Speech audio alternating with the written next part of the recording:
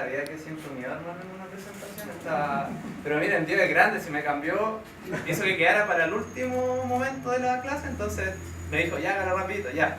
Me salvé las preguntas. Hace la cosita. Ya.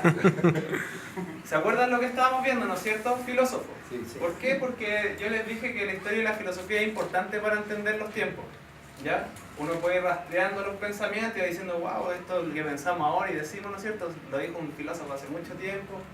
Cuando lleguemos a la Edad Media se van a dar cuenta que muchas cosas que hablamos vienen de filósofos cristianos medievales, así que... Pero ahora vamos a ver a Heráclito de Éfeso, ¿ya? ¿Qué fue lo que buscaban los primeros filósofos? ¿Se acuerdan? El arjé. El arjé. ¿Y qué era el arjé? Los inicios. El ¿Los comienzo. inicios, seguro? Principio. ¿De qué estaba hecho todo? Es decir, el arjé era aquello de lo cual provenía todo. Entonces en el Apocalipsis hace referencia al arjé, ¿a quién? A Jesús, ¿no es cierto? Jesús es el arjé. Y unos filósofos propusieron el agua, como Tales de Mileto, Pitágoras, las matemáticas, y después ellos, como no podían unificar criterios sobre qué era el origen de todas las cosas, pasaron al problema del ser, o de la naturaleza de las cosas. Dígame, ¿qué es el ser? Es difícil responder qué es el ser, ¿no es cierto? Todos digamos, claro, el verbo to be, ser o no ser, cambio es como la máxima expresión. Entonces, estábamos en eso. Heráclito de Éfeso entonces abordó el problema del ser y en particular el cambio de los seres. ¿Ya? Es algo, lo vamos a llevar a la práctica, es muy simple, ¿ya? Pero vamos a decir otra cosa antes, ¿no es cierto? Él hizo una distinción entre la razón y los sentidos.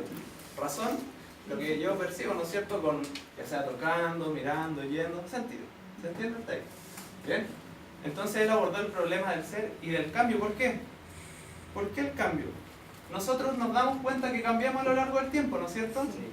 Evidentemente no somos lo que éramos ayer, ¿no es cierto? En el sentido, no de ayer literalmente, sino que en pasado, ¿no es cierto?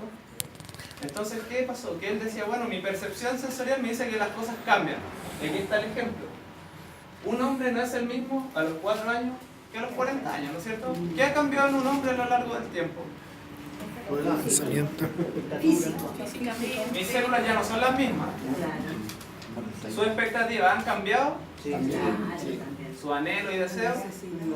Lo único cierto es el cambio. El cambio, ¿no es cierto? Entonces él percibía esto, que nosotros cambiamos, no somos permanentes, es decir, siempre algo va variando entre nosotros, ¿ya? Entonces él se preguntaba, ¿podemos decir que se trata del mismo hombre entonces?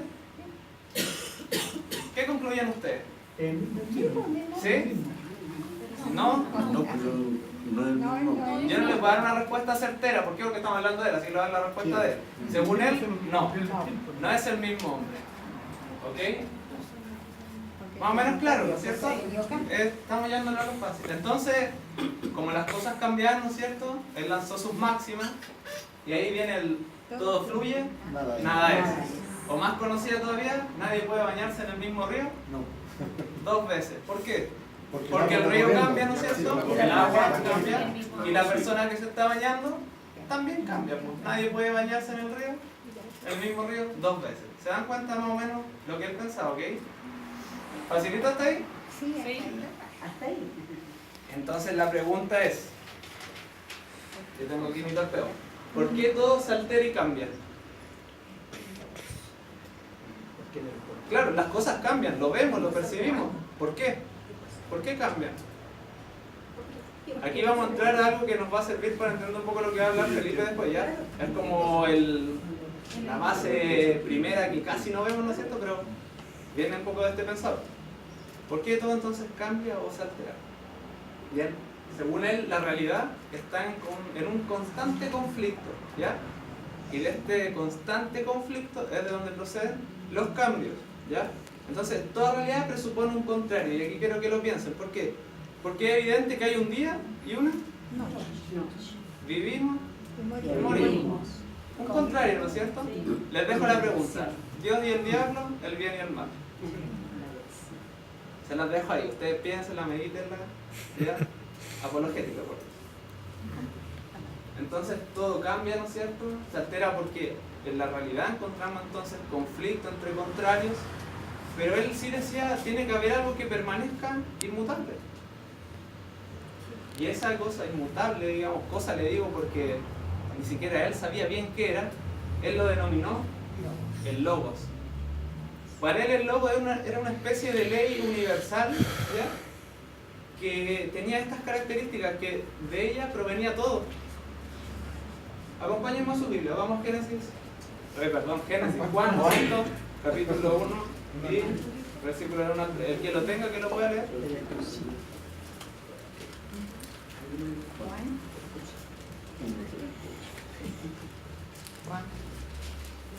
¿Lo leo? Sí, por favor. Dice: en el principio era el verbo, y el verbo era con Dios, y el verbo era Dios. Este era en el principio con Dios. Todas las cosas por Él fueron hechas, y sin Él nada de lo que ha sido hecho fue hecho. Ya.